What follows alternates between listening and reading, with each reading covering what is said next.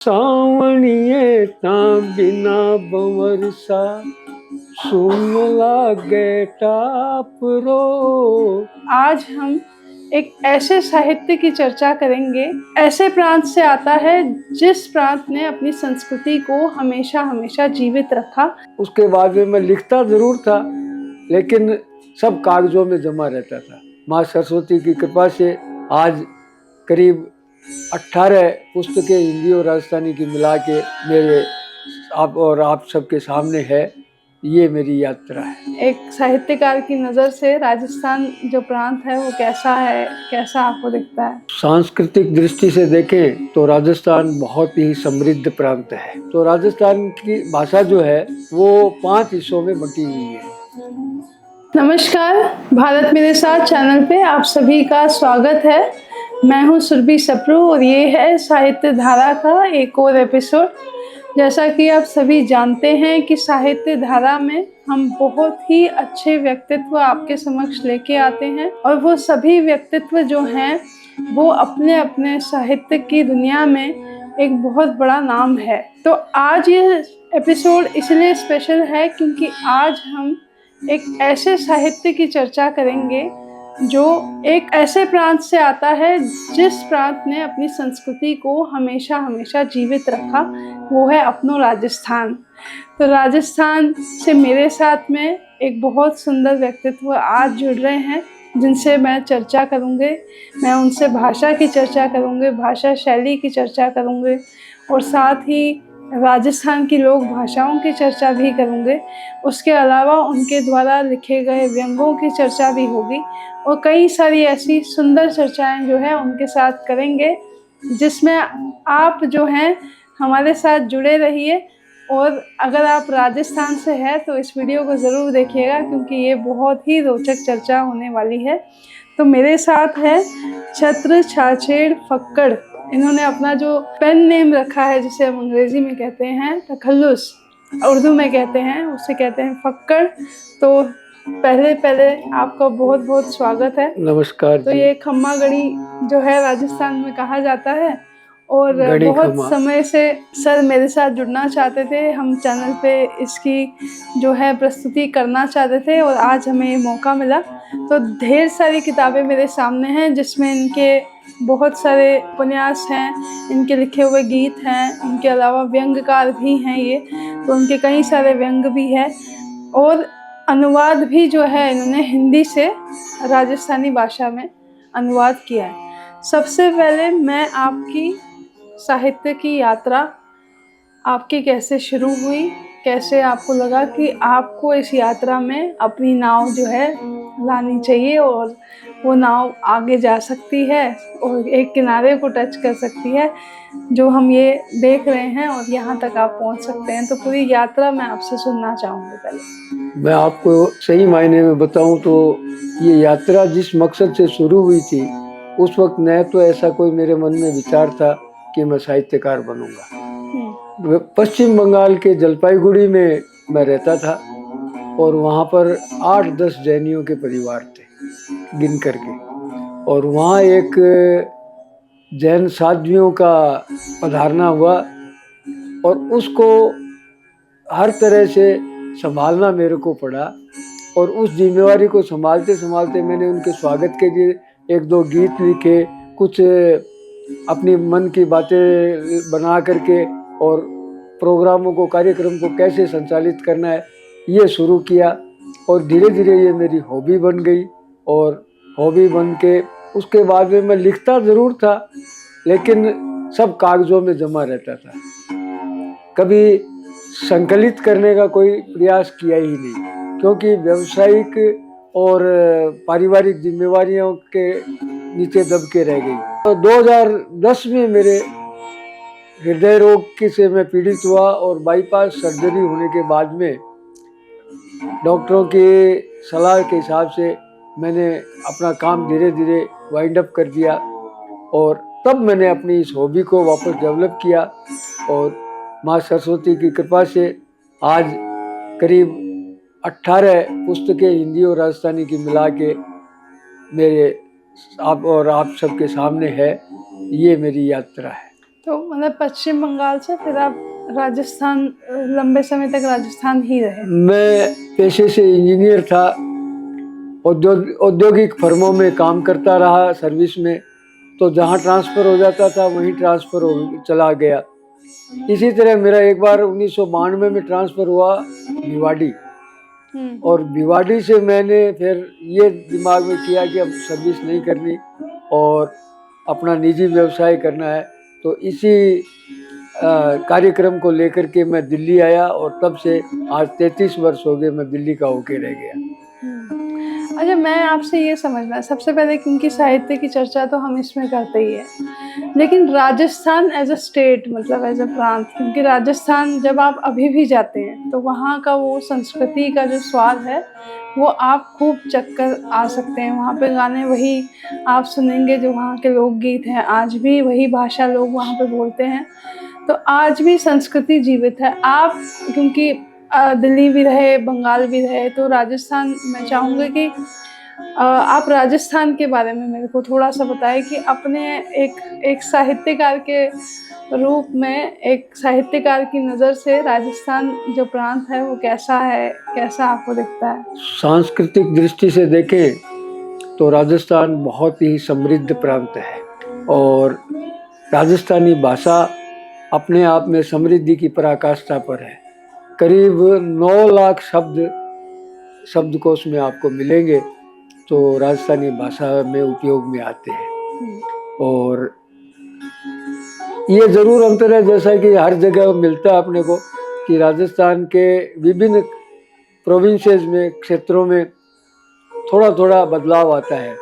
तो राजस्थान की भाषा जो है वो 5 हिस्सों में बंटी हुई है: मेवाड़ी, मारवाड़ी, हांडोती और ढूंढाड़ी और शेखावाटी।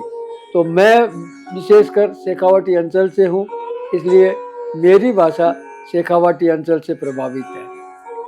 इसी तरह राजस्थान के लोकगीत आज भी बहुत ही, मतलब मन भावन जिसे कहते हैं ना, एक तरह से रस धारा बहती है, उस तरह के गीत है।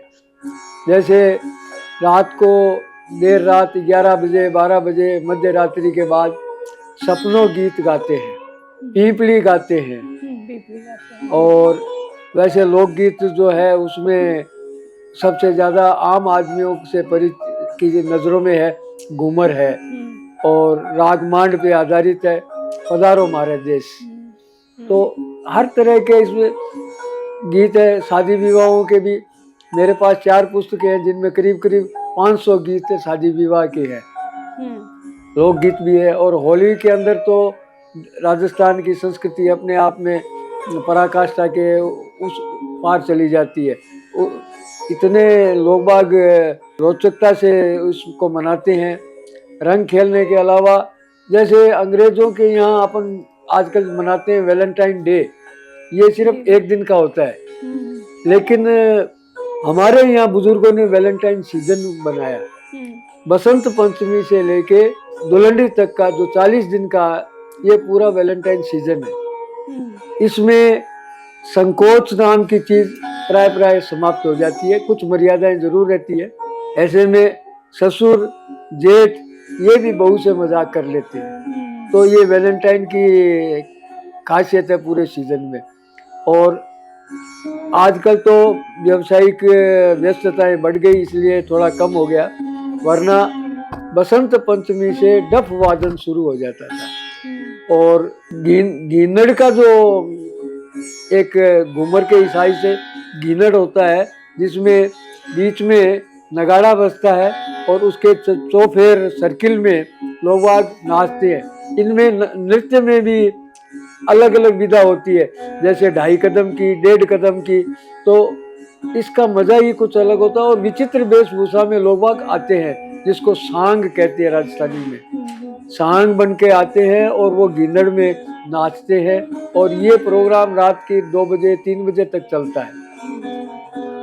अब इसमें एक चीज़, जैसे हम साहित्य की दृष्टि से भी राजस्थान को अगर देखते हैं तो हम जब रस पढ़ते हैं, 9 रस हैं, वीर रस, श्रृंगार रस, तो राजस्थान ही एक ऐसा प्रांत है जहाँ पे वीर रस भी उतना ही दिखता है जितना श्रृंगार रस दिखता है। तो उसको भी मैं चाहूँगी कि आप अपने शब्दों में थोड़ा सा बताएं कि वीर रस का महत्व वहाँ पे क्यों है, क्योंकि जब कहते हैं कि मुगल आए थे वो राजस्थान को ही जो है राजस्थान का बाल बांका भी नहीं कर पाए। तो राजस्थान वीर रस की से लेकर श्रृंगार रस की पूरी यात्रा आप अगर राजस्थान समझा की सकें। संस्कृति, राजस्थान का विरासत, राजस्थान का इतिहास सब शौर्य से भरे हैं। यहाँ पृथ्वीराज चौहान हुए, राणा सांगा हुए, राणा प्रताप हुए, रानी पद्मिनी हुई, जिन्होंने जौहर करके अपनी एक अलग ही खास पहचान बनाई। और यहाँ पर बलिदान का भी हिसाब उतना ही गहरा है, जहाँ पन्ना धाय का नाम लेना अति आवश्यक हो जाता है कि अपने लाडले बेटे को राजकुमार उदय सिंह के लिए मरवा दिया था। तो ऐसी धाय अम्मा बहुत कम मिलती है। यहाँ चुड़ावत रानी भी हुई, जिन्होंने अपने युद्ध से लौटते पति को अपना शीश काट कर भिजवा दिया। रानी हाडा कहते हैं उनको, कि आपको अब कोई चिंता नहीं है पीछे की, और आप युद्ध में जाइए और विजय करके फतेह करके आइए। इसलिए वीर रस उतना ही माकूल है जितना श्रृंगार रस। तो श्रृंगार रस के बहुत से गीत होली के माध्यम से गाए जाते हैं, और तीज त्योहारों में श्रृंगार, जैसे सावन की तीज, हरियाली तीज, इनमें, और गणगौर का तो कहना ही क्या। गणगौर एक राजस्थान का अलग ही पहचान बनाने वाला त्यौहार है। और आपको ये बताते हुए मुझे फक्र हो रहा है कि सरदार शहर, जो कि मेरा गांव है, वहाँ पर गणगौर की सवारी मेरे घर से निकलती है। ये हमारी मतलब सांस्कृतिक और सामाजिक सम्मान है कि बीकानेर महाराजा ने हमारे को वो गौर बख्शी थी, और 172 साल से हम हमारे परिवार से उस गौर की सवारी निकालते हैं। अच्छा, तो उसके बारे में आप थोड़ा सा और मुझे बताएं कि उस सवारी में क्या होता है, क्या गीत गाए जाते हैं? गणगौर की पूजा गौरी और शंकर के हिसाब से की जाती है, और उमा से ये प्रार्थना की होली के दूसरे दिन से गणगौर की पूजा प्रारंभ कर देती है कुंवारी लड़कियां अपने अच्छे पति वर के लिए। और शादीशुदा जिनकी पहली मतलब शादी के पहला साल हो, पहली गणगौर हो, तो वो भी पूजा करती है। और ये गणगौर के दिन तक 18 दिन की पूजा चलती है। दूसरे गणगौर की पूजा में जो विशेष पकवान बनता है वो बाजरी के आटे से बनाया, उसको ढोकला बोलते हैं। ढोकला और दाल का प्रसाद बनता है। और उसके बाद में जैसे हमारे सरदार शहर का मैं बताऊँ, जयपुर में, बीकानेर में वैसे ही गोरें निकलती हैं। तो गणगौर की सवारी हमारे घर से पूजा के बाद रवाना होती है, पूरे शहर में पूरी परिक्रमा करती है, और फिर वापस नगर पालिका में पहुंचती है। वहाँ से उनको विदाई दी जाती है, जिसको राजस्थानी में सीख बोलते हैं, कि भाई गणगौर माता को सीख दी। बीच में एक कुएं के ऊपर उनके फेरे भी होते हैं ईश्वर के साथ में। ईश्वर को भगवान शंकर का रूप माना गया है, और गणगौर को उमा का। ये खासियत है इस पर्व की। और आज भी मतलब ये होता है वहाँ पे? बिल्कुल होता है। और हमारे एक छोटे से कस्बे में जहाँ पर मेला भरता है, वहाँ करीब करीब 5000 की औरतें इकट्ठी होती हैं। इससे आप इसका महत्व समझ सकते हैं। 5000 मतलब? हाँ, छोटे से हमारे 1 लाख का कस्बा है जिसमें ये। अच्छा, अब हम थोड़ा सा, फिर मैंने कहा जैसे वीर रस, आपने जैसे शौर्य की गाथाएं जो हैं हम राजस्थान से खूब सुनते हैं। हम गए राजस्थान तो हम भूमिया, 8 भूमिया है, 13 भूमिया हैं, तो भूमिया की गाथाएं सुन के आए थे। अब इसमें भक्ति रस भी एक रस है। बिल्कुल जब है। हम राधा और कृष्ण के बहुत सुंदर भजन जो हैं राजस्थानी भाषा में सुनते हैं, इनफैक्ट देवी, हर एक की एक कुल देवी है और एक कुल देव हैं, या वहाँ के राजा हैं वो उनके कुल देव हैं, उनकी पूजा की जाती है। तो ऐसे कई गीत और संगीत जो है वो राजस्थानी भाषा में भी हम देखते हैं। तो आप भी इसके बारे में थोड़ा सा मुझे अगर बता सकें तो। जैसे वीर रस में मुझे कन्हैया लाल जी सेठिया हैं, सुजानगढ़ के प्रख्यात कवि रहे हैं, पद्मश्री भी रहे हैं। तो उनका एक गीत मेरे को याद आ रहा है, अरे घासरी रोटी ही जब बन बिलावड़ो ले भाग्यो, नानो सो हमरो चीक बड़ो राणारो सोयो दुख जागो। तो वहीं मीरा है, मीरा भी मेड़ता की बेटी थी और उदयपुर की रानी थी, लेकिन कृष्ण भक्ति में इतनी लीन थी कि उन्होंने अपना घर छोड़ दिया। उसके चक्कर में उनके पतिदेव ने उनको विषपान भी करवाया, तो बिना बेहिचक बेझिझक विष का प्याला पी गई।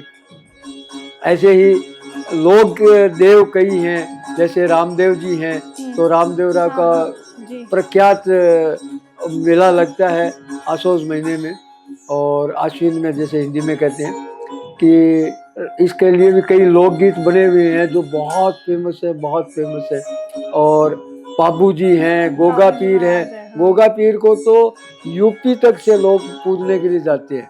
ये सादुलपुर से करीब 20 किलोमीटर पहले गोगा पीर, गोगा मेडी बोलते हैं उसको। तो लोग देव भी बहुत है, जैसे बाबू जी हैं, बाबू जी आपके चूरू के ही। हाँ, और इधर में अब पिछले 15-20 सालों से एक और देव बाबोसा महाराज के नाम से, जो चूरू में उनकी मूर्ति लगी हुई है और वहीं से वो पूजित है। अच्छा सर, अब थोड़ा सा हम आपके साहित्य की तरफ आते हैं, क्योंकि आपने जैसे अपना मतलब इतना सारा राजस्थान है, तो हम लोग तो अभी उस पर बात करते ही रहेंगे, लेकिन आपके पास में बहुत सारी चीज़ें हैं जो साहित्य से जुड़ी हुई हैं। सबसे पहले भाषा, तो आप व्यंग्य अधिकतर लिखते हैं, तो मैं समझना चाहूँगी कि राजस्थान में जहाँ जिस प्रांत में लोग सीधे बात करते हैं, वहाँ एक व्यंग्यकार कैसे उत्पन्न हुआ और कैसे आपने व्यंग्य लिखना शुरू किया?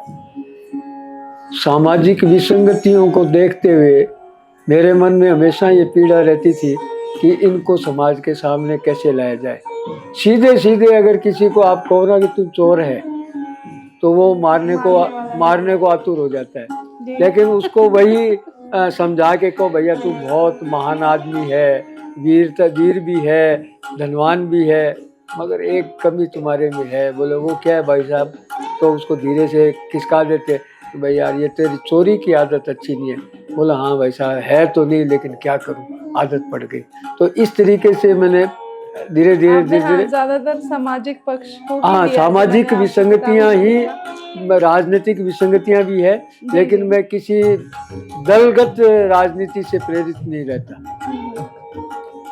सामाजिक प्रताड़ना, विडंबना, कुरीतियाँ, इनको उकेरना, और राजनीतिक में भी बहुत विषमताएं हैं, उनको भी सामने लाना मेरा धर्म बनता है, कलम का धर्म बनता है। तो हम उनको लाते भी हैं और लिखते भी हैं। जैसे अधिकतर जैसे अपने भ्रष्टाचार मैंने देखा, उस पर आपने बहुत कुछ व्यंग्य किया हुआ है। आप कहीं कहीं आपने द्रौपदी का वर्णन भी किया है कुछ जगह पे।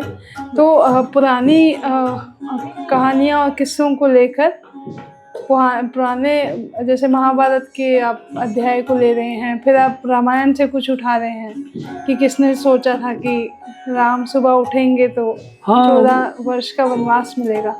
तो व्यंग्य तो है, पर व्यंग्य राजस्थान में लिखने की विधा क्या है? मतलब किस तरह से आप शुरू करते हैं, कैसे आप सोचते हैं, बस फिर राजस्थानी भाषा में कैसे उसको लिखते हैं? भाषा मेरी अपनी है। हाँ। और विषय अगर कोई मिल जाए तो उस विषय को अपनी भाषा में लिखना सबसे ज़्यादा आसान होता है। किसी दूसरी भाषा में लिखो तो आपको सोचना पड़ता है, लेकिन जब आप अपनी मातृभाषा में लिखते हो तो सोचने की जरूरत नहीं है। कलम गंगा की तरह सरस होके बहती रहती है, और माँ सरस्वती की कृपा है कि जिस विषय को मैं लेके लिखता हूँ तो लिखता चला जाता हूँ, कोई दिक्कत नहीं आती। इतने सारे व्यंग्य में आपका मन पसंदीदा कौन सा है, जो आपका अपना फेवरेट है? मैं अभी जो आपने रामायण की बात करी, उसी लेख की पंक्तियां थी, सोचना मना है। हाँ। क्योंकि सोचने से कुछ होता नहीं है। शास्त्रों में लिखा है, हो तो वही जो राम रचि राखा। तो फिर हम सोचें क्यों? उसी में मैंने ये लिखा था कि उस रात अयोध्या में किसने सोचा था कि सुबह राम को राज तिलक नहीं होके राम वनवास हो जाएगा। 8 सेकंड पहले अंतरिक्ष से आती महिला को किसने सोचा था कि वो मर जाएगी? इंदिरा गांधी ने कभी ये नहीं सोचा था कि मेरे को मेरे ही बॉडीगार्ड गोलियों से छलनी कर देंगे। तो इस तरीके से सोच, ये चीजें मेरे दिमाग में आई तो मैंने ये एक लेख बनाया कि सोचना मना है। और हकीकत में मैं बहुत सी जगह पर ये देखता हूँ कि हम सोचते नहीं है, सोचते कुछ और है, होता कुछ और है, तो फिर सोचे क्यों। इस तरीके से मैंने व्यंग्यात्मक उसमें कोई व्यंग्य आप सुनाना चाहे, मतलब अपनी भाषा में आपको लगे सबसे अच्छा है, सबसे पावरफुल है आज के समय, आज के परिप्रेक्ष्य को देखते हुए सबकी मजबूरी है फोन, और फोन की घंटी कैसे कैसे परेशान करती है, इसको लेके मैंने एक लेख बनाया। राजस्थानी में भी है, हिंदी में भी है। तो मैं आपको आपकी फरमाइश पे राजस्थानी में सुनाना पसंद करूंगा कि इतना में घंटी बाज की। शमशान अक्सर जाना भी पड़ता है और आप भी गए होंगे, लेकिन पिछली बार जो शमशान घाट में गया तो मुझे एक विभिन्न प्रकार का तजुर्बा हुआ। वहाँ पहुँच के अर्थी को यथास्थान रखा और पंडित जी के खोज में गए तो पता चला कि आज किसी पंडित जी के घर में खुद के मृत्यु हो गई, इसलिए सिर्फ 2 ही पंडित मौजूद हैं, बाकी सब छुट्टी पे हैं। खैर इंतज़ार के बाद नंबर आया तो पंडित जी आए और जैसे ही उन्होंने अपने विधि विधान के हिसाब से शुरू किया और बोले ओम, इतने में उनके फ़ोन की घंटी बज गई। तो उन्होंने फ़ोन उठाया और स्क्रीन पे ऐसे हाथ फेरा जैसे कोई हीरो हीरोइन के गालों पे हाथ फेरता है, और स्क्रीन पे ऑन करके बोले, हाँ जी जजमान, मैं यही घाट पे हूँ, आ रहा हूँ, चिंता ना करें, बस इन जो हाथ में जजमान है उनको निपटाऊँ, फिर आपको निपटा दूंगा। तो इस तरीके से ये मैं व्यंग्य उठाता हूँ। ऐसे ही एक शादी के मंडप में, उसका डिटेल विवरण तो नहीं दे रहा, संक्षेप में बता रहा हूँ कि फेरों के लिए वर वधू बैठे थे और पंडित जी अपने मंत्र जाप कर रहे थे। सब चीज़ें सजावटी बहुत सुंदर और भव्य ढंग से थी। जैसे ही पंडित जी ने गठजोड़ करने के लिए दोनों वर और वधू के हाथ अपनी तरफ बढ़ाने को कहा, चांदी का सिक्का और मेहंदी लेके हाथलेवा जोड़ने की कोशिश थे कि उसी टाइम में दुल्हन की घंटी बज गई और वो उठ के जाने लगी। उसके ताऊ जी बोले, बेटा फेरों के बीच में उठते नहीं है। बोले, ताऊ जी बात तो आपकी ठीक है, लेकिन अगर मैं नहीं उठूंगी तो वहाँ से नौकरी उठ जाएगी मेरी। और उसने तुरंत वहाँ से जाके कॉल लिया। तो इस तरीके की घटनाएं होती हैं तो व्यंग्य अपने आप निकल के आ जाता है। आप ऑब्जर्व करते हैं तो व्यंग्य के लिए अनुभव कितना आवश्यक है, कितना अनुभव काम करता है, अनुभव काम करता है या कुछ अनुभव भी काम करता है, और आपकी कैपेसिटी कि आप किसी भी चीज़ को कितनी सरलता से पकड़ते हैं। भाई आज 10 चीज़ें आप देख रहे हैं, लेकिन उसमें कोई एक ऐसी, जैसे मैंने पकड़ा कि भाई घंटी बज गई, तो देख तो सभी रहे थे घंटी बजती को, लेकिन मैंने पकड़ा और उसको लिख दिया। वो मेरे भाव थे जो मेरे दिमाग में पकड़ में आए। तो अनुभव भी होता है और आपकी कैपेसिटी भी होती है कि कितनी जल्दी आप किसी भी चीज़ को पकड़ते हो। इसके अलावा आप अगर जैसे आप व्यंग्य में अगर कोई जाना चाहें, उनके लिए सबसे बेस्ट टिप्स क्या है, कैसे वो लिखना शुरू कर सकते हैं? सबसे बढ़िया, मैंने आपको बोला है कि एक अनुभव एक आवश्यक चीज़ है, उसके अलावा विचार कैसे आते हैं, क्या ऑब्जर्व करें, क्या देखें? अगर आप सही मायने में व्यंग्य लिखना पसंद करते हैं तो आपको आपके आसपास में परिवेशीय ऑब्जर्वेशन बहुत ज़रूरी है। आप ऑब्जर्व जब करेंगे गंभीरता से तो आपको अपने आप नुक्ता समझ में आ जाएगा, और एक लाइन नुक्ता आपके समझ में आ गया तो धीरे धीरे आपकी कैपेसिटी होती जाएगी, आपकी मानसिकता बनती जाएगी कि आप लिखें उसको। जैसे मैं कई बार क्या होता है, टीवी पे शाम को मीडिया ट्रायल चलता है जिसमें कुत्तों लड़ाई होती है नेताओं की, लेकिन उसी में से मैं धीरे से कोई एक चीज़ निकाल लेता हूँ, तो वो मेरा ऑब्जर्वेशन है कि मैं क्या निकालता हूँ। तो उस किसी भी नए नवलेखक को ये आवश्यक ये होता है कि शांति से मन को गंभीरता से एकाग्र करके ऑब्जर्वेशन करें और ऑब्जर्वेशन से चीज को पकड़े तो बहुत कुछ लिख सकते हैं। अब 2 प्रश्न मैं पूछना चाहूँगी। हाँ। एक कि व्यंग्यकार जब मंच पे जाते हैं तो उनके लिए सबसे बड़ा चुनौती क्या है?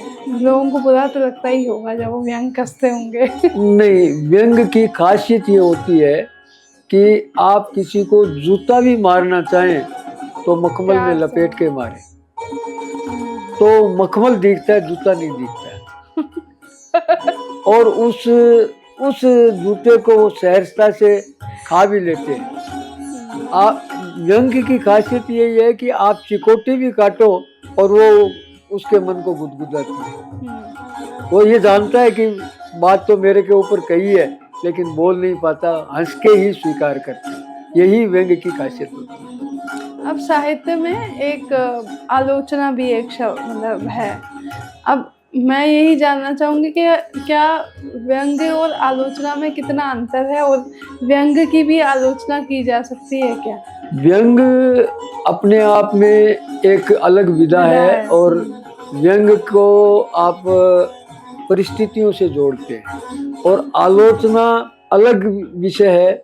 व्यंग की भी आलोचना होती है कि भी आप इसको इस तरीके से नहीं, इस तरीके से लिख सकते थे, ऐसा लिखना चाहिए था, ये नहीं लिखना चाहिए था। और आप कितने एक लेख में, जैसे 2 पृष्ठ का एक लेख है तो उसमें कितने पंच होते हैं आपके। पंच मतलब कितनी आप मार करते हो, कितनी गहराई है, पेनिट्रेशन क्या है।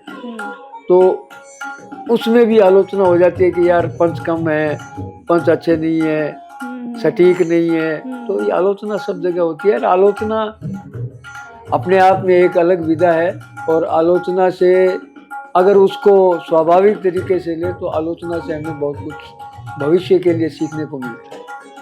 अब जैसे हम लोग जिस दौर में इस समय पे है, ये डिजिटल एरा चल रहा है, आपको पता है, तो उसमें व्यंग जब किताबों में जाता है तो कितना कामयाब व्यंग किताबों में है और कितना कामयाब मंचों पे या सोशल मीडिया पे या उस पे ज़्यादा है आज के समय में? आपको क्या लगता है? क्योंकि आज भी मैं देखती हूँ आप मंचों पे जाते हैं, बहुत कार्यक्रमों में आपकी प्रस्तुति होती रहती है मंचों लेकिन में मंच व्यंग्यकार के लिए ज़्यादा बेहतर है या किताबें बेहतर है या उनको भी ज़रूरत है कि एक डिजिटल मीडिया प्लेटफॉर्म पे अब आना चाहिए? अभी तक इस तरीके की कोई कोशिश नहीं हुई कि खाली व्यंग लेकर के सिर्फ व्यंग के लिए कोई मंच बनाओ। हाँ, आप 10 कवि हैं, उनमें से एक व्यंग कवि भी होता है और जो बड़े बड़े कवि सम्मेलन होते हैं वहाँ कवि ज़्यादातर आजकल चुटकुले बोलते हैं और उनमें से पीछे 1-2 व्यंग की लाइन जरूर होती है तो भी वो सही बन पाता है। व्यंग स्वीकार करते हैं लोग और उसको कोई ऐसी असुविधा नहीं है कि व्यंग के लिए कोई, लेकिन अलग से सिर्फ व्यंग के लिए कोई मंच मेरी नज़र में नहीं है। अभी नहीं है इतने वर्षों में, तो आपको लगता है होना चाहिए? क्योंकि व्यंग्यकार जो है वो समाज के परिप्रेक्ष्य को लेके ही अक्सर बात करते हैं। जैसे मैंने अभी आपसे कहा कि आपने रामायण का उदाहरण देकर भी व्यंग लिखे, उस समय की समस्या क्या थी। तो मैं यही समझना चाह रही हूँ कि उनको जब वो मैक्सिमम मंच मिले तो फ़ायदा उसमें ज़्यादा है या फिर किताबों तक ही वो सिमट जाते हैं? नहीं, किताबों तक सिमट रहे हैं और व्यंग को दूसरी विधाओं से एक तरीके से प्रत्यक्ष माना जाता है। व्यंग को कोई बहुत प्रोत्साहन नहीं मिलता। अगर एक मंच हो तो प्रोत्साहन मिलेगा, नए व्यंग्यकार पैदा होंगे और व्यंग के मामले में बहुत कुछ करना अभी बाकी है। जैसे आप बताइए, बहुत कुछ करने के लिए हमें क्या करना चाहिए? व्यंग विधा के लिए कुछ लिखने वाले मिल जाते हैं लेकिन वो कागजों में रह जाते हैं। उनको प्रोत्साहन मिले, उनके व्यंग के प्रकाशन हो तब जा कर के वो थोड़ा सा आगे आ सकते हैं। अब आपकी बहुत सारी किताबें जो है मेरे पास में है, उसमें से मैंने पढ़ी है। हाँ, तो मैं इसके बारे में जानना चाहूँगी। बड़ी पॉकेट फ्रेंडली बुक है और बिल्कुल ठेठ राजस्थानी भाषा में ही है। तो कुछ अगर आप इसमें से पढ़ के सुनाना चाहें और इसके बारे में बताना चाहें। ये पुस्तक जो है पॉकेट बुक है और इसको मैंने नाम दिया है मनका उर्फ MRP, मिनी राजस्थानी पोएम, क्योंकि आज की ज्वलंत समस्या है कि किसी के पास समय नहीं है। क्योंकि हमारे चौधरी एक चरित्र है, वो ये कहता है कि सेठ जी जिंदा इसलिए हैं कि मरने को फुर्सत नहीं है। तो ऐसे में मैंने ये एक नया प्रयोग किया जिसमें सिर्फ पढ़ने के एक रचना पढ़ने के लिए 15 से 20 सेकंड लगते हैं। उदाहरण स्वरूप मैं जैसे आपको बताऊं कि जयपुरी घेवर, सोनेरा जेवर, रिश्तेरा देवर और साली का तेवर घना प्यारा लागे। तो ये चारों ही चीजें अपने आप में उतनी महत्वपूर्ण है जितनी एक है। तो इस तरीके से 4 चीजों को लेके मैंने एक कंसोलिडेशन किया है। जैसे हम कैसे चुनते हैं, ये भी एक इनमें जो शब्दों का चुनाव करना पड़ता है वो भी बड़ा मुश्किल है। मैं एक बार मॉल में गया तो मॉल में देखा एक दुकान के सामने बच्चा जिद कर रहा था, जिसको बाल अटकते हैं, और कहता मैं यही खिलौना लूंगा। उसके माता पिता उसको समझा रहे कि बेटा ये इसके 2 पीस तेरे पास पड़े। बोले नहीं, मेरे को लेना तो यही लेना। तब मेरे को एक राजस्थानी शब्द समझ में आया, आड़ो।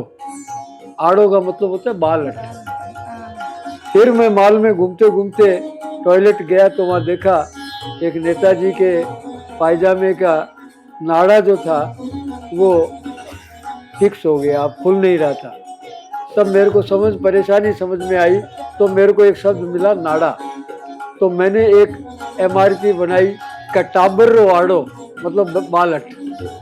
टाबर्रो आड़ो सूथन रो नाड़ो, सूथन बोलते हैं पायजामे को। टाबर्रो आड़ो सूथन रो नाड़ो, स्वभाव रो माड़ो और अनाड़ी रो झाड़ो। अगर कोई बेवकूफ़ से आप झाड़ा लगाओगे तो बहुत फोड़ा गाल है। तो ये जो मैंने आपको कहा ना कि भी ऑब्जर्वेशन, तो ये मेरे ऑब्जर्वेशन से ये मेरे को मिलती है। जैसे इसमें एक मैंने ले रखा है कि नारी में रूप,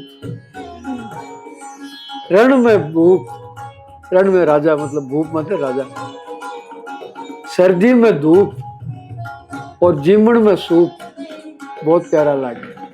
तो ये इस तरीके से छोटी छोटी रचनाएं हैं और ये करीब मैंने अपने प्रयोग से 400 के करीब मैंने लिखी है और वो सब इसमें संकलित है। अच्छा, अब आपने अनुवाद भी किया है। हाँ। हिंदी कविताओं का राजस्थानी अनुवाद उसके, क्योंकि आप इंजीनियर हैं तो थोड़ा सा तकनीकी मैं चीज़ों पे जाना चाहूँगी कि तकनीकी तौर पे एक हम कहते हैं ट्रांसलेशन और एक कहते हैं ट्रांसलिटरेशन, मतलब भाव को भी आप अनुवाद करते हैं और शब्दों को भी अनुवाद करते हैं। तो आपके लिए चुनौती क्या थी हिंदी से इसको राजस्थानी भाषा में जब आपने अनुवाद किया, तो आपको क्या चैलेंजेस दिखे? आपके अनुभव में आपको क्या लगा कि क्या चैलेंजेस हैं? क्योंकि हर कवि अपने हिसाब से, क्योंकि अनुवाद करने वाले के पास भाव देर से आएगा, और मैं वही समझना चाहती हूँ कि चुनौतियाँ आपके सामने क्या रही जब आप अनुवाद कर रहे थे। अनुवाद एकदम से अनुवाद नहीं होता, ये भावानुवाद होता है और आपको उससे सबसे पहले तो उस चीज के भाव पकड़ने होते हैं कि वो क्या कहना चाहता है। अब वो क्या कहना चाहता है उसको मैं अपनी भाषा में लेना चाहूँ तो मेरे को शब्दों का संकलन करना पड़ता है। बहुत बार ये होता है कि शब्दकोश खंगालने पड़ते हैं तब जाके वो शब्द एप्रोप्रिएट शब्द मिलता है, ये दिक्कत आती है। और भाव, ये भावानुवाद होता है, एग्जैक्ट शब्दानुवाद नहीं है। शब्द आपको एग्जैक्ट बहुत बार तो मिलते ही नहीं। ठीक है। अब जैसे हिंदी में शब्द है प्रतिबद्धता, हाँ, और राजस्थानी में इसका कोई शब्द ही नहीं। और अनुवाद जब करते हैं, गद्य करते हैं तो उसमें तो कोई नहीं, 2 या 3 शब्द मिला के एक अपनी भाव को कह दो। लेकिन जब पद्यानुवाद होता है तो एग्जैक्ट शब्द ढूंढना मुश्किल हो जाता है। तो ये समस्या आती है। कोई और आप कुछ अगर भाव प्रवाह में से कुछ सुनाना चाहे, जो भी आपका या मन मंजरी है उसमें से कुछ सुनाना चाहे हमें।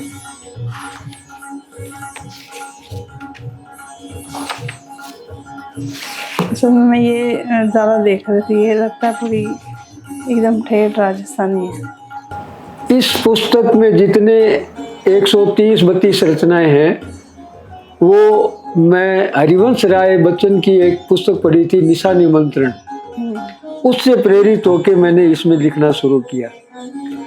और एक ही पैटर्न पे सारी की सारी रचनाएं हैं। अच्छा। हो सकता है व्याकरण के हिसाब से परफेक्ट नहीं हो, लेकिन भावों के हिसाब से एकदम परफेक्ट है। जैसे एक रचना मैं आपके सामने रख रहा हूँ। नयन मेघ निरंतर बरसे, रहा मौन अजीब से डर से, चिर निंद्रा में सोई माँ। माँ की एक्सपायरी के बाद ये भाव आते हैं आदमी के दिन। नयन मेघ निरंतर बरसे, रहा मौन अजीब से डर से, चिर निंद्रा में सोई माँ। पता नहीं क्या खोया था, कल रात में फिर रोया था। मन उपवन सूख गए सारे, आंख चुराए कल के प्यारे।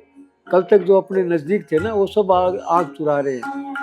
कि मन उपवन सूख गए सारे, आंख चुराए कल के प्यारे।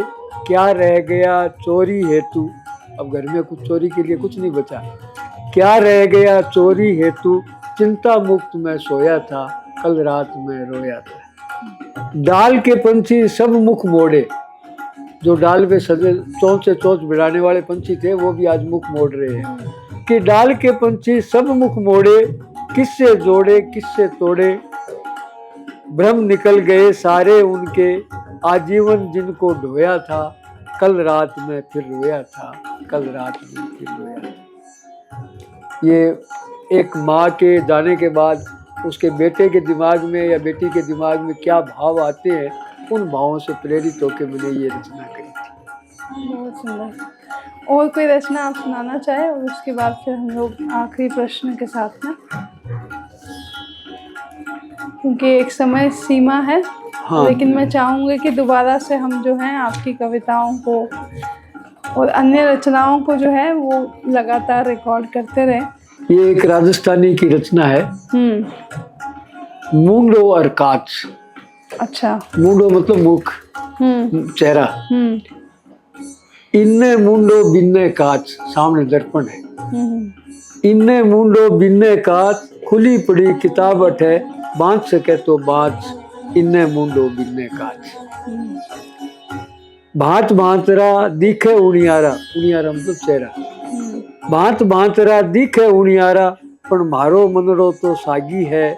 भलमानस तो दिखे को कमती, से चेहरा तो दिखे दागी है। जांच सके तो भाई तू, जांच सके तो भाई तू, थारे मन ने जांच, इन्ने मुंडो बिन्ने काच। ये इस तरह की पूरी रचना है। अब एक प्रश्न जरूर लेना चाहूँगी। आज का जो समय है उसके अनुसार, और पहले से इतने वर्षों से लिखते आ रहे हैं, आप साहित्य के आंदोलन, साहित्य में आते हुए किसी आंदोलन को देखते हैं? क्योंकि हम जैसे डिजिटल एरा में हैं, उस समय पे जैसे निराला आए तो उन्होंने हिंदी साहित्य में बहुत आंदोलन किए। महादेवी वर्मा का वो हुआ, फिर निराला ने छंदों को ख़त्म किया। कई जगह पे श्रृंगार रस दिखा तो दिनकर आए तो वीर रस आ गया। तो ऐसे हिंदी साहित्य में बहुत सारे उसमें आंदोलन हुए।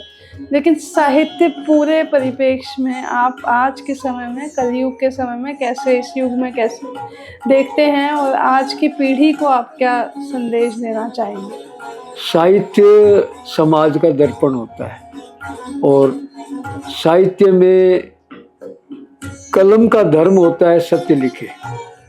मगर सबसे बड़ी विडंबना ये है आज के परिवेश में कि हम जो साहित्य है उसमें 50% से ज़्यादा साहित्यकार चाटुकारिता से प्रेरित हो गए, और उसमें फिर वो दलगत राजनीति के हिसाब से लिखने लग गए हैं, और जो अपने आप में साहित्य के हिसाब से जो लिखता है उनकी कोई कद्र नहीं है, और वो एक छटपटाहट महसूस करते हैं लेकिन कुछ कर भी नहीं सकते, क्योंकि सत्ता सुख जिनके को मिली है उनके परिपोषक जो हैं वो ही आगे बढ़ पाते हैं।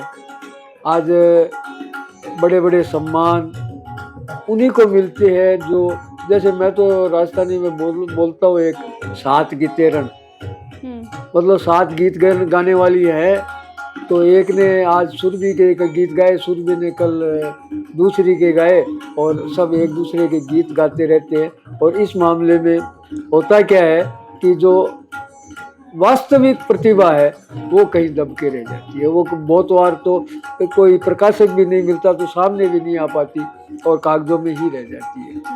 तो मेरी तो नवयुवकों से यही कोशिश है समझाने की कि आप लिखो, सत्य के करीब लिखो, यथार्थ के करीब लिखो, चाहे आपके लिए कोई सम्मान हो या नहीं हो। सम्मान होना जरूरी नहीं है, सत्य होना जरूरी है, मेरा कहना तो ये है।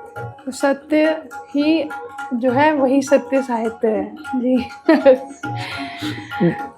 मैं टेक्निकली एक बात कह देता हूँ, इंजीनियर हूँ, हम लोग 2 चीज़ें पढ़ते हैं, थ्योरी और प्रैक्टिकल। हाँ। तो थ्योरी तो हमें कहती है सत्य लिखो, यथार्थ लिखो, और प्रैक्टिकल ये कहती है कि जहाँ कमाई है वैसा लिखो। तो ये जो अंतर है, तो आज प्रैक्टिकल सारे हो गए हैं, थ्योरेटिकल आदमी धीरे धीरे कम होते जा रहे हैं। है आज ऐसी बात नहीं, क्योंकि जहाँ दिन है वहाँ रात होगी, जहाँ अंधेरा है वहाँ प्रकाश भी होगा। तो लिखने वाले भी हैं यथार्थ सत्य, लेकिन पूछ प्रैक्टिकल वालों की होती है। तो प्रैक्टिकल मतलब थ्योरी भी जरूरी है, आप ये कह रहे हैं? थ्योरी ही जरूरी है, थ्योरी के बिना प्रैक्टिकल का किसका करोगे। लेकिन प्रैक्टिकल में पास होना ज़्यादा लोगों ने सीख लिया, थ्योरी में पास कम लोग हो पाते हैं। ये एक आज के परिवेश की, आज के समय की विडंबना है ये। तो ठीक है सर, इसी के साथ हम लोग इस साक्षात्कार का अंत करते हैं। लेकिन मुझे लगता है मेरा सौभाग्य है जो आज खुला, इतने समय से मैं आपके पास में आने के प्रयास कर रहे थे, लेकिन ये अचानक यहाँ पहुँचे, और क्योंकि राजस्थान से मेरा भी एक लगाव है, तो आपके पास बैठना एक सौभाग्य के जैसा ही है। और चाहूँगी कि आपकी सभी किताबों पे हम अलग अलग से चर्चा करें, इन किताबों के पीछे के जो किस्से हैं, कहानियाँ हैं, उनको भी हम चैनल पर प्रसारित करें और आपके पास आते रहें, क्योंकि आप ज़्यादा दूर नहीं हैं हमारे यहाँ से। तो मैं आ सकती हूँ। तो इसी के साथ हम साहित्य धारा का ये एपिसोड अंत में एक बात मैं कहूँगा। मेरी पुस्तक का नाम है दिख है वही दिख है, और आज आपने मुझे दिखाने का प्रयास किया है, शायद इससे मेरा बिकना भी शुरू हो जाए। ठीक है, तो इसी के साथ साहित्य धारा का बहुत आभार, बहुत धन्यवाद। बहुत धन्यवाद आपका भी, आपने अपना मूल्यवान समय हमें दिया। और ये किताबें आप देख सकते हैं, ये पूरा पिटारा जो है हम आपको अगले वीडियो में दिखाएंगे। साथ ही इनकी एक बहुत सुंदर फाइल है, ये कब से है? ये 68 के पहले की है। ये 68 के पहले की है, जहाँ पे आप देखेंगे इनकी बहुत ही अच्छे चित्र आप देख सकते हैं। सिर्फ एक, मैंने इनसे पूछा था कि ये नॉर्मल पेंसिल है या आप कोई स्पेसिफिक पेंसिल इसके लिए यूज़ करते हैं, लेकिन उस समय चलने का पेंसिल तो मिल गई, लेकिन कागज़ नहीं मिलते थे। साधन नहीं थे। उसके बाद भी इन्होंने इतने सुंदर चित्र बनाए। विशेषकर हमारे समाज में अन्य गतिविधियां गौण रहती थी, और जिसमें आर्थिक विकास हो वो गतिविधियां ही पनपती थी। एक है कि बहुत सारे साहित्यकार जब आप उनसे मिलते हैं तो उनके पास ऐसी बहुत सारी चीज़ें होती है जिन्हें हम अंग्रेज़ी में ट्रेजर कह सकते हैं, तो ये उसी के बराबर है। और मुझे लगता है मैं थोड़ा पहले आ जाते तो हम और चीज़ों को, लेकिन मैं अब आते रहूँगे। ये देखिए एक राजस्थानी, ये एक श्रृंगार रस का वो है, लेकिन राजस्थानी में घूंघट जो है एक उसका प्रतीक सबसे महत्वपूर्ण होता है। ये कृष्ण और ग्वाल के स्वरूप में गाय के साथ में है। और ऐसे कई सारे चित्र जो हैं। अच्छा, एक मेरे को एक चित्र मैं ढूंढ रही हूँ इसमें। ऐसे ही 4 कॉलम में वो था। हाँ, ये इमेजिन करेंगे तो ये ऐसा लग रहा है कोई print out black and white निकाला हुआ है। और इसमें बहुत सारे एक ओल्ड एज का फैक्टर दिखाया गया है ना? कि उम्र कॉन्ट्रास्ट बढ़ती है हुई। यौवन और यौवन बुढ़ापा। और बुढ़ापा। और एक ये जो जिसमें मतलब इश्क में जो जलते हैं, हाँ। ये प्रतीक है। लेकिन ये भी बहुत अद्भुत है। ये एक कमल का फूल और इसके साथ में 2 नहीं। आंखें हैं, लेकिन ये आंखें बहुत वैसी है, नशीली भी हैं और थोड़ा सा आक्रोश वाली हैं। ये भी आप देख सकते हैं। ये और भी इसमें ये भी भी देखिए, बाप रे, इतनी अच्छी चित्रकारी। और इसमें भी ऐसी बहुत सारी चीजें हैं जो, ये तो अध्यात्म, हाँ, ये मतलब तंत्र मंत्र के साधक होते हैं, वो इस तरीके का। और ये तो शायद रजवाड़ा का एक वो है, एक राजा का एक वो अलग अलग स्वरूप है। मेरे को तो आज खुद को भी याद नहीं कि मैंने ये कैसे सेलेक्ट ये करके। तो आपका गांव ही होगा, क्योंकि राजस्थान में पहाड़ भी, पक्के पहाड़ बहुत होते हैं। किले के पास है, ये किला है। हाँ, ये किला है। ठीक है, उस वक्त में बच्चे थे, कर दिया जो कर लिया। अब मेरे इसको ये बिना सीखे हुए है, मतलब इन्होंने कोई ऐसी, मैं 9th 10th क्लास में था तब ये। लेकिन ये बहुत, लेकिन इसमें ये सब चित्र नहीं है, इसके पीछे बड़े गहरे, हाँ, अद्भुत भाव भी हैं और बहुत गहरे भाव हैं। इसलिए भी मतलब इनको जो है दिखाना आवश्यक है। तो क्या हम इस एपिसोड का अंत कर सकते हैं? बिल्कुल, आप मालिक हैं। और ये सारे चित्रों, और आप कभी भी व्यंग में आगे जाना चाहें तो आप सर से संपर्क कर सकते हैं। और हम प्रयास करेंगे कि अपने माध्यम से भी बच्चों को व्यंग की एक जो शैली है व्यंग की, वो भी सिखाए। तो साहित्य धारा का ये बहुत ही सुंदर एपिसोड आप ज़रूर देखिएगा और हमारे चैनल को सब्सक्राइब कीजिएगा। और मैं आपका बहुत बहुत धन्यवाद देना चाहूँगी, आभार करना चाहूँगी। धन्यवाद मुझे देना चाहिए कि आप मुझे दिखा रही है, तो कल को शायद मैं बिक जाऊँ। तो बहुत बहुत धन्यवाद। देखते रहिए भारत मेरे साथ। बहुत बहुत धन्यवाद, आभार आपका।